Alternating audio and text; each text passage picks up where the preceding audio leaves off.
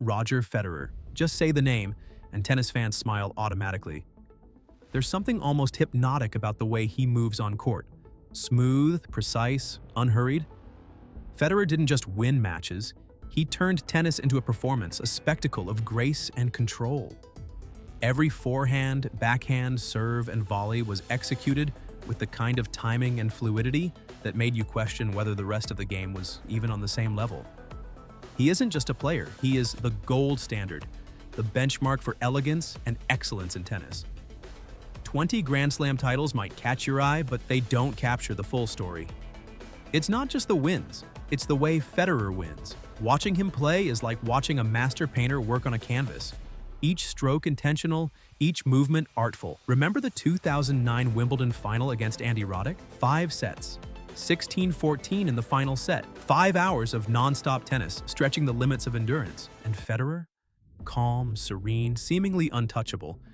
While everyone else would have shown signs of fatigue or frustration, he glided, collected, and finished like a man strolling through a park. The crowd loved him because he didn't just win, he made triumph look effortless. Federer is every bit the hero fans hope for. Humble, composed, charitable, and respectful, he maintains a demeanor as flawless as his tennis. No tantrums, no theatrics, no unnecessary drama.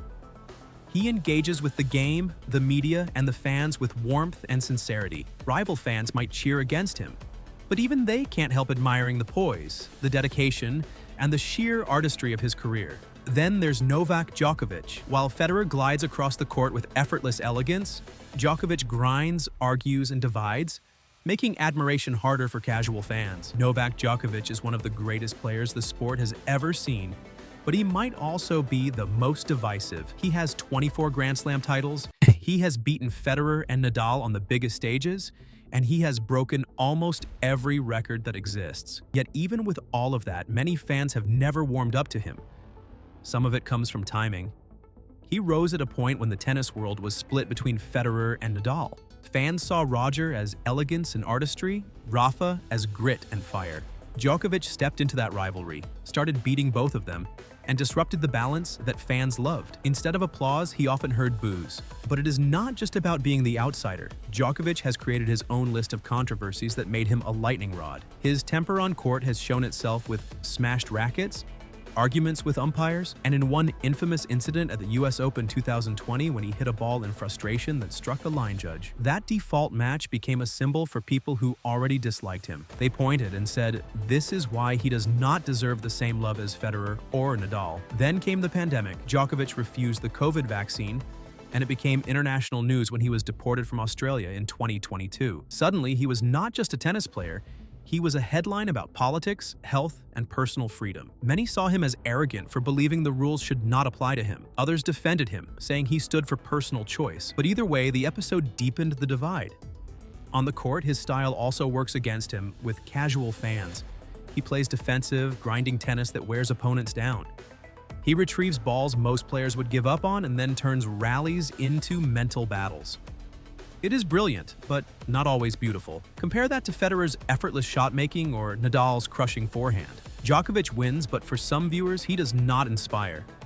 They see him as machine-like, not as an artist. Another factor is how he reacts to crowds. Djokovic has a habit of demanding applause. He cups his ear, he challenges fans who boo, and he makes it clear when he feels disrespected. At Wimbledon and the US Open, he has clashed with audiences more than once. Instead of brushing it off, he feeds on it. For his supporters, this shows passion. For his critics, it comes across as insecurity. Djokovic is hated by many, but loved fiercely by others. He is not bland.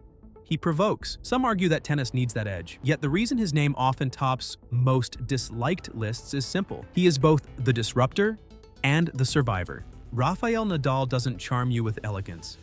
He doesn't glide. He doesn't float. He smashes. He slides. He fights for every single point. Watching Nadal on court is like watching a force of nature in motion. Relentless, merciless, and utterly committed. Clay courts in particular are his personal kingdom, and he rules with unmatched authority. Each match on the red dirt feels like a war of attrition. Every rally is a test of endurance, patience, and pure willpower. Nadal's 14 French Open titles barely begin to describe his dominance. Each one is a display of physical and mental toughness that stretches belief. His topspin forehand is a weapon so heavy, it can push opponents off the court. His footwork is a study in efficiency and power, able to slide into impossible positions and still hit winners. Watching him chase down balls, recover from awkward angles, and still deliver shots that make spectators gasp is exhausting just to witness. He forces you to admire him not just for talent, but for sheer determination. He is humble and grounded. No unnecessary drama, no flashy antics, no scandals. He's calm, family-oriented, and focused on his craft. He gives everything to tennis, and in return, he earns unwavering respect. Fans love him because every match is pure effort, every point a testament to his work ethic. Even in defeat, Nadal carries himself with dignity and grace, showing that true greatness isn't just about winning. It's about commitment, respect, and relentless discipline. Nadal fights every point with discipline and humility, while Kyrgios turns courts into chaos, earning boos as easily as cheers. Nick Kyrgios does not hide who he is. He insults opponents, screams at umpires, and sometimes tanks matches when he loses interest. For many fans, this makes him the perfect villain. Others see him as the only reason tennis can feel unpredictable and alive. But the hate is real, and it comes from years of behavior that broke every expectation of professionalism. His talent is undeniable. Kyrgios has one of the most dangerous serves in the game, crushing forehands, and natural flair that makes him capable of beating anyone. He has beaten Nadal, Federer, and Djokovic, yet he has never won a Grand Slam. Critics point out that his lack of discipline keeps him from greatness. He admits he does not train like others, and he has confessed to not caring about tennis at times. For fans who admire dedication, that attitude feels insulting. What really builds hate, though, are his meltdowns. He has called umpires corrupt. He has spat toward crowds. He once told Stan Wawrinka in the middle of a match about an alleged off-court relationship, turning the court into a personal attack zone. He has smashed rackets into the ground until they bent like metal scraps. These moments dominate headlines more than his wins. Crowds often split in two with Kyrgios. Some laugh at his antics, enjoying the drama. Others see them as disrespectful. When he screams at his own team during matches, calling out his family or friends for not cheering loudly enough, the dislike grows. He turned the court into a theater, but not everyone paid to watch a fight between player and umpire. He has also gotten into fights with other players. His rivalry with Nadal is bitter, with Kyrgios mocking Nadal's routines and openly saying he does not respect him. With Djokovic, he once called him a tool over his actions during the pandemic. These conflicts keep him in headlines, but also keep fans polarized. Andy Murray sits in a unique place in tennis. He is not the flashiest player, nor does he carry the aura of Federer or Nadal. But fans love him because he feels real. His game is built on grit, defensive brilliance, and a willingness to grind every single point, even when his body has been pushed to the limit. People respect that Murray never relied only on talent. He worked, suffered, and fought his way into the elite group known as the Big Four. What makes him so loved is not just tennis. It is his dry humor in press conferences, his blunt honesty, and his humanity. He has been open about his injuries, his frustrations, and even his tears after heartbreaking losses. That vulnerability makes people connect with him more than with almost any other champion. When he came back from multiple hip surgeries, fans rallied behind him because they saw a player refusing to quit when most would have walked away. Murray also earned admiration for speaking out on issues like gender equality in tennis, often calling out double standards. In a sport full of polished images, Murray's mix of toughness and honesty has made him one of the most respected and loved players. Murray's honesty and grit draw respect, whereas Tsitsipas's gamesmanship and philosophical airs often frustrate audiences. Stefanos Tsitsipas entered the spotlight as one of the new hopes of tennis, but over time fans have turned against him. His reputation took its biggest hit during the US Open 2021 when he took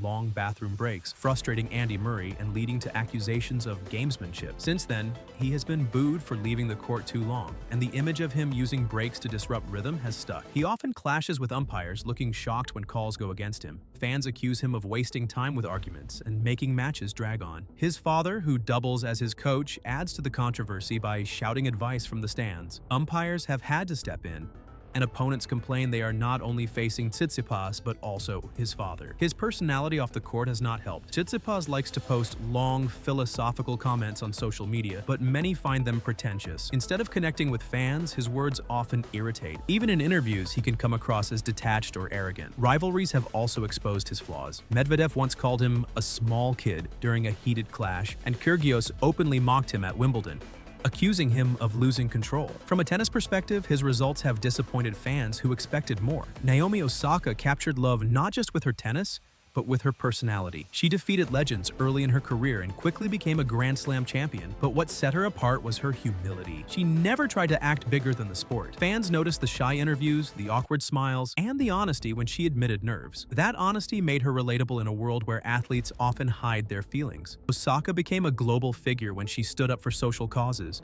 using her platform during the US Open to highlight names of victims of racial injustice. She turned her matches into statements that reached beyond the scoreboard. Fans respected that she carried heavy responsibility while still being so young. Her openness about mental health changed the way people view athletes. She stepped away from tournaments to protect her well-being, a move that divided some critics but made countless fans admire her courage. Osaka showed that strength is not only about winning, it is about speaking when it is hardest. Osaka wins hearts, while Sabalenka's emotional outbursts and drama polarize even when she wins. Aryna Sabalenka has risen to the top of women's tennis, winning multiple slams and taking the #1 ranking, but her path has not been smooth with fans. She is powerful, aggressive, and emotional, which makes her exciting, but also unpredictable. Her outbursts on court, from smashing rackets to shouting at herself, divide opinion. Some see it as passion, others as immaturity. Crowds often react negatively when she loses control. At times, she has melted down in matches, giving away leads and storming off in frustration. Critics argue that she shows poor sportsmanship,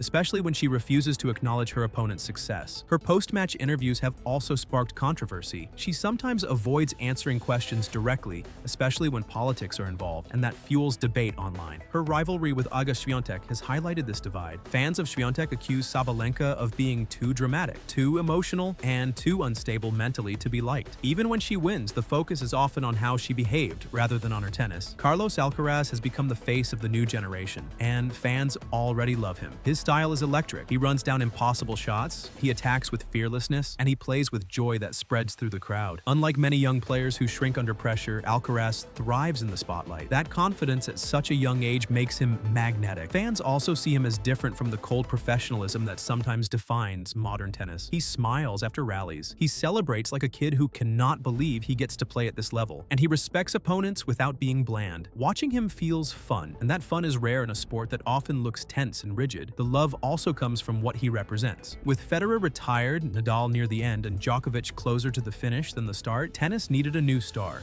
Alcaraz filled that space. He is young, explosive, and already a slam winner. Carlos inspires with records and comebacks despite controversy. Medvedev's sarcasm and robotic style make victories feel cold and distant. Daniil Medvedev is one of the strangest top players of recent years, and his personality has made him both admired and disliked. He does not hide his mood on court. He argues with umpires, gestures at crowds, and has openly admitted he sometimes enjoys being the villain. At the 2019 US Open, he sarcastically thanked the crowd for booing him, which only fueled more hostility. His playing style also frustrates fans. Medvedev stands deep behind the baseline, returning balls endlessly until opponents break down. It works, but some find it boring. Unlike Federer's creativity or Djokovic's precision, Medvedev's tennis can feel robotic. When that style is combined with his personality, he becomes an easy target. Medvedev's rivalries add to the dislike. His clashes with Tsitsipas have been heated, with both players trading insults. His blunt answers in press conferences often come across as cold or dismissive.